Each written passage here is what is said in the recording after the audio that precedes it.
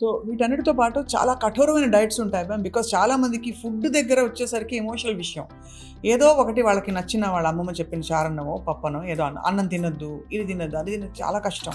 మీరేం చెప్తారు? What is your feel? నేనొచ్చి ఫుడ్ దగ్గరొచ్చి అంత కష్టం ఎవరికీ ఇవ్వను. ఏదైనా ఎందుకంటే ఇది నిజంగానే మా డాక్టర్‌ని చూసి నేను నేర్చుకునింది. తన ప్లేట్‌లో ఎలా ఉంటదంటే అన్ని వెజిటబుల్స్ ఉంటాయి, అన్ని ఆకుకూరలుంటాయి, చికెన్ ఉంటది, ఫిష్ ఉంటది, కొంచెం రైస్ ఉంటది. అలా ఒక ప్లేట్ బౌలే వచ్చి చూడటానికి అంత బాగుంటది. తన ఇన్స్పిరేషన్ బట్టి మధ్యాహ్నం నా ప్లేట్ కూడా అలాగనే ఉంటదనమాట.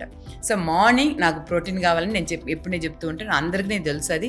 ఈవెన్ ఇన్స్టా దీంట్లో కూడా ఇచ్చి ఉంటాను నేనేం తాగుతున్నానని కూడా. సో ప్రోటీన్ రీప్లేస్మెంట్ అనేది మీల్ రీప్లేస్మెంట్ అనేది తాగుతూ ఉంటాను. ఎందుకంటే హెయిర్కి నాకు ఇంపార్టెంట్, స్కిన్కి ఇంపార్టెంట్. ఎందుకంటే స్కిన్కి ప్రోటీన్ లేకపోతే కొలాజన్ ప్రొడక్షన్ తగ్గిపోతుంది. దానివల్ల ఫైబ్రోబ్లాస్ట్ ఇవన్నీ మీకు ప్రొడక్షన్ అవ్వకుండా ఉండటం వల్ల సాగింగ్ అంతా అయిపోతుంది ఫేస్లో.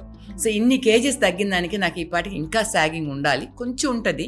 అయితే ఇంకా సాగింగ్ ఉండాలి, అది లేకుండా గ్రేస్ఫుల్గా తగ్గుతూ వస్తున్నా నేను.